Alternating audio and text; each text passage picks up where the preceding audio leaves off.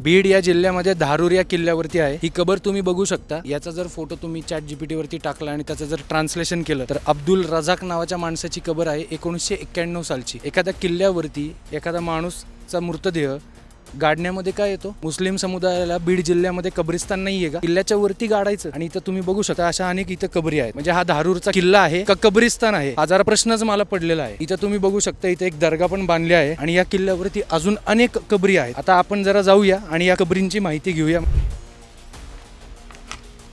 किल्ल्यावरती कब्रस्तान बघा आता, आणि या कब्रिस्तानमध्ये जे त्याला 100-200 वर्षापूर्वी गाडलं असेल तर समजू पण शकतो, तेव्हा काळाची परिस्थिती वेगळी होती। पण इकडच्या आत्ताच्या काही गोष्टींचे जर तुम्ही इयर बघितले तर तुम्ही शॉक व्हाल। आता ही तुम्ही बघू शकता सय्यद काहीतरी नाव आहे, आमिर निरखी 2018, त्याच्यानंतर इथं पण बघू शकता मुहर्रम छोटू 2018, त्याच्यानंतर 2016, त्याच्यानंतर 2015, 2004, इथं तुम्ही बघू शकता 2010। मला थोडक्यामध्ये काय सांगायचं ते तुम्हाला समजलेलं आहे। माझा प्रश्न आहे धारूरच्या जनतेला, मुस्लिम समुदायाला आपण कब्रस्तान दिलं नाहीये का ग्रामपंचायतीने किंवा नगरपालिका जे काय तिथं आहे ते? किल्ल्यावरती येऊन इथं या समुदायाला इथं कब्रस्तान बांधावं लागतं, मृतदेह इथं गाडावे लागतात, कसली परिस्थिती आहे? आणि हा पुरातत्व विभागाच्या अंडर येतो, महाराष्ट्र शासन पुरातत्व विभाग। पुरातत्व विभागाच्या अनुसार एखादा भिंतीमधला दगड छत्रपती शिवरायांच्या किल्ल्यामधला तुम्हाला इकडचा तिकडं जरी करायचा असेल ना तरी तुम्हाला परमिशन लागते। इथं तुम्ही मृतदेह गाडलेत, त्याच्यावरती सिमेंटचं बांधकाम केलंय काय चालू आहे? मी भारतात राहतोय का पाकिस्तानमध्ये राहतोय मला समजतच नाहीये।